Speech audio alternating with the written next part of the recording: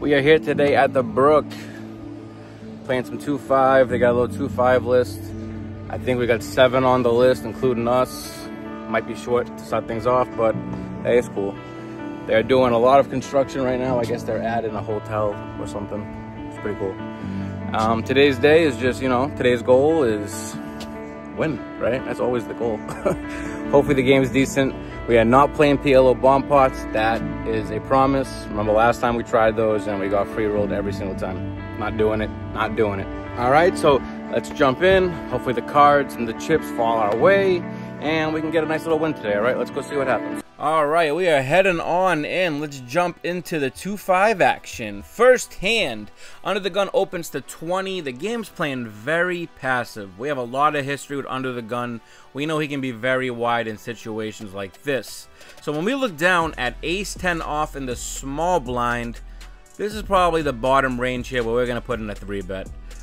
With that being said, we raise it up to 80. It folds back, and he's going to mull it over before making the quick call. Now, we're going heads up, and the flop is going to come Jack 10-5 Rainbow. Not the worst flop. We bet 1/3 pot. We bet 50 just to see what happens here. Most of the time, we are going to have the best hand, and he does make the call. There's now 300 almost in the middle. Dealer slow rolls us both before flipping over the 9 of clubs. Terrible card for us. Now, if we have overpairs here, we're going to be checking this card a lot because it really favors the opponent. So with that being said, we do check to see what he does. Now, he's going to bet about, let's see, 125. Now, if he has a jack here, I would imagine he's checking back most of the time. And if he has king, queen, or even 8-7, I think he bets bigger. So we're going to call here and reevaluate the river. And if it's a brick... Ooh, 10 of hearts, baby. Yahtzee! Now, there's 500 in the middle. We don't want to go all in. We have 700 because we want to get a call, right? And we don't want to scare off too many hands if we overbet the pot. So with that being said, we bet 400. Hoping that a sticky jack does call. And he asks for a count. Dealer does confirm 400. And he's mulling it over. And he looks like, yeah, he's counting out the chips. We announced trips with an ace kicker. And he does show us the ace jack suited. So we got very, very lucky in this hand. I mean, hey, we'll take it after last week's session, right? Definitely good to start the session off with a big pot going our way. Even if we had to get very lucky. Moving along now, Under the Gun is going to limp, and it is going to fold over to middle position, who opens to 25.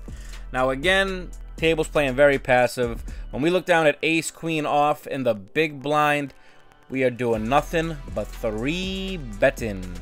We are going to 3-bet it up and make it 130 to go. Under the Gun limp, snap folds. Middle position goes into tank for a few seconds before deciding to release. And just like that, the first 2 hands are going our way. Exactly what we need after a miserable session last week. Now, moving forward, Under the Gun 1 opens to 20. We have ace-9 suited on the button. Happy to call. And small blind's also going to call. And we are going 3 ways to a flop after the big blind folds. Flop is going to come king-9 deuce. We flop middle pair top kicker. And it's going to check to us. We're absolutely going to bet here thinking we have the best of it. We bet 30. Small blind snap folds. And original razor also snap folds. Hey, no complaints. Let's go. Keeping it moving, baby. That's exactly how we want it all day, hopefully. But, things can't always be so easy. Now, again, Under the Gun's been opening a lot of hands. And he's going to do the same thing right now by opening to 20. Hijack calls. We have 7-5 suited. We're happy to call for 20 in the cutoff. And now the young pro sits in the button, makes it 100. Yuck. Now it's going to fold to Under the Gun. And he is going to call. Now, we're going to close the action. So we're tempted to call. Oh, and he does fold. But you know what? We're still closing. I love these suited connectors. And hey, let's get frisky, right? We make the call. We're going 3 ways to a flop, and it's over 300 in the middle already. Flops 8-5 king. Ugh, that is not what we wanted. Not even a heart. We do have bottom pair, though. Under the Gun checks. We're happy to check. And it's on the button. We are praying for a free card, and he bets $100. Son of a weasel. Alright, let's see what happens. Under the gun goes in the tank. If he calls, we're snap folding. I'm pretty sure we're just dead here. I mean, we're just, like, giving up. Yeah, we fold. Really hate it. He shows a 10, I think, or something. Whatever. And, you know, a little speed bump in the session, but it's okay. You can't win every single hand, right? And now we look down at King, Queen of Hearts. Beautiful. We're going to open a 15, and we're going to get 17 callers. Call, call, call. Yep, I know. Anybody else? I think some players in a different state also called. We're going full ways to a flop here. Flop is going to come 6-6-4. 2 hearts. We do have a flush draw. It's going to check, and we are going to bet 30. Just to see what's going on here. Young kid calls. I'm pretty sure the button also makes the call here. Yep. And we get the small blind to fold. Now, we got to be a little careful here because we got 2 callers. Turn is the ace of spades. It's a great card for us to keep barreling. Get a lot of middle and pairs to fold here. Now, there's 155 in the middle. I do wish I kind of bet a little bit bigger than my bet, which is 80. Because you do want to put a little pressure on, but also keep in mind you don't want to get raised if they do have a 4 and I'm sorry, a 6, and you lose your equity. Okay, so he does make the call and we get 1 fold. Now, depending on what the river is here, which is the 3 of spades. We're not king high could be good here, honestly, some of the time.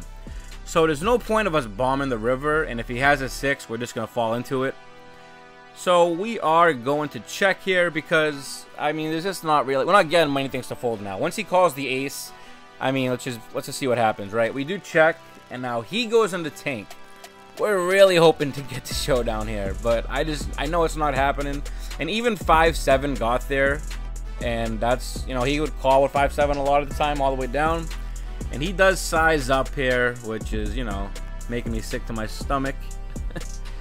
And he does end up firing 3 1/4. Ugh.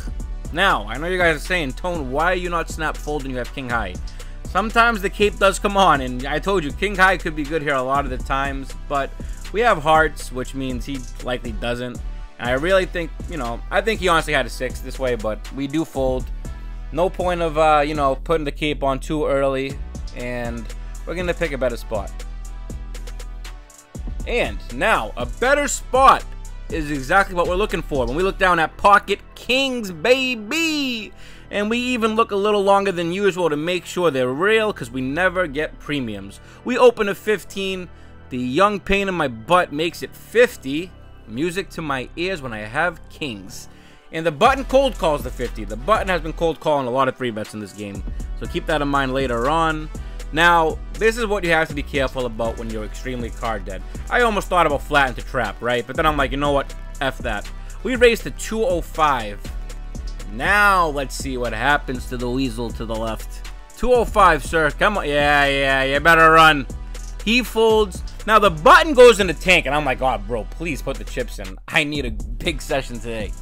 But he does fold, and, you know, yeah, god damn it. Hey, you know, better for us, because kings are probably going to die anyway, right? We don't get lucky with those kind of hands. And now, you know, we're still in the green. Session's moving kind of slow. Not much going on, but new player sits down, and he opens right away to 25. Holy crap, we have aces! Let's go, baby! We're going to 3-bet him up to 85. Come on now, let's get this wheels in motion here. Hopefully he raises and sticks it down our throat so we can... Well, pause. Hopefully he raises. But he does just make the call. Alrighty then. We'll take it. And now the flop is going to come. 8-4-3 rainbow. Beautiful. Love it. He checks. There's about 177 in the middle. We're going to bet out 100. Hopefully keep him on the rod. You know, yeah, Harry. Come along, my friend. He calls the 100. Beautiful. Nice turn, please. 10 of diamonds. All right, we'll take it. We'll take it. Board's getting a little wet. We are going to size up here because now we want to have a jam size on the river, okay? So there's 377 in the middle here, and the board's getting pretty dicey. We are going to bet a little less than pot. We bet 300. This way we can jam and put him all in on the river, right? If he does call, he started the hand with 1,000. And he goes in the tank and says, good hand. Damn it. Well, he said he had ace high, so I mean, I guess he wasn't really calling much anyway. But it's okay. We're happy to just keep the wins coming, right? And now, this hand's actually pretty funny because it's such a small pot pre-flop. Straddle's on, we're in the big blind. No pots have not been 3-bet, okay? So the fact that it just, you know, flats around here to us is hilarious. We look down at King 8 suited in the big blind. Hey, okay.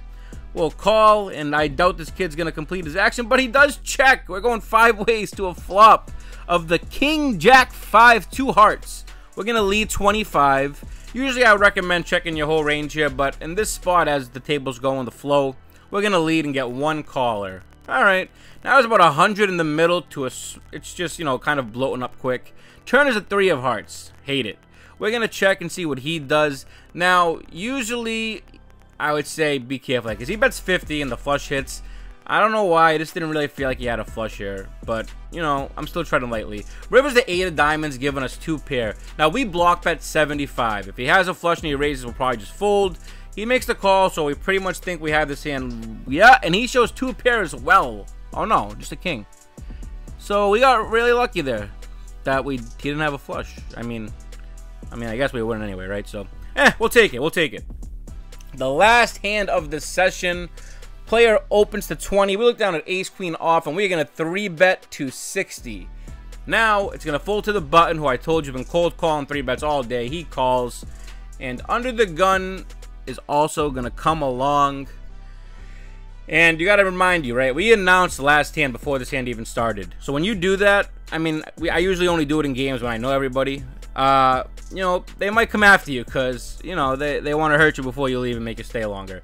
With the flop comes deuce 8-3 rainbow. We've also been playing pretty tight. We've been card dead. So you have to, you know, when you're going to bluff, keep in mind your table image, okay? So we do bet here, and we bet 65. Now, the button folds, which makes sense because he's calling pretty wide. I didn't really think he'd have much on that flop. And now, under the gun, you know, I've known him for a while. He can be sticky. He calls. Now, he's going to call here with a long range of hands because he wants to make sure we're not just ace king. And he checks again on the turn, which is the 10 of clubs. Now, again, our image of the table is tight. We haven't been playing a lot of hands, and we announced last hand. So usually we're going to have it here. You know, that was what was going through my mind. Usually I'd check here if I wasn't leaving and those other stipulations weren't in play. But we do bet 175 using our table image, basically saying, we got it this time, you know, get out of there. And he does make the fold. So we are very happy to go out on a high note today. We got murdered last week, so we're pretty happy here to end the session. We were in for 1,000. I believe we cashed out 18 and change, 803. Yeah. So we made 803, which is a great day after a terrible loss. Session recap. Pretty quiet day. It was no huge hands. The table was, you know, very laid back, I guess, for a 2-5 game here on Friday. Mostly played short-handed. It was 6-handed most of the day. As you guys can see, they're doing construction. I guess they're adding a convenience store or a hotel or something to the brook. Really wasn't any big moments today. Like, obviously the ace-10 hand, they got very lucky on the river. Probably folding most times after the river's a brick. We really didn't get big value on any. Like, we had aces and kings and no action really. It was a very laid back day, but you know. Hey, when you win 803, don't ever complain, right? Like, I'd slip my arm off to win 803 a day. I didn't play any PLO bomb pots today, so you know, probably saved myself 2 buy-ins. And yeah, it's always a good time at the brook, man. You guys definitely check it out. The games are very, very good, usually. Like I said last episode, 2-5 where I can film. The locations aren't many. This is probably the only place around that I can film a 2-5 game, right? And it doesn't run all the time. And we make do with what we can. And, you know, on to the next one. If you guys enjoyed, please comment, share, like. It's a beautiful day out. You know, it's been kind of crappy out lately, so. And I'll see you guys next week. Underdog Poker.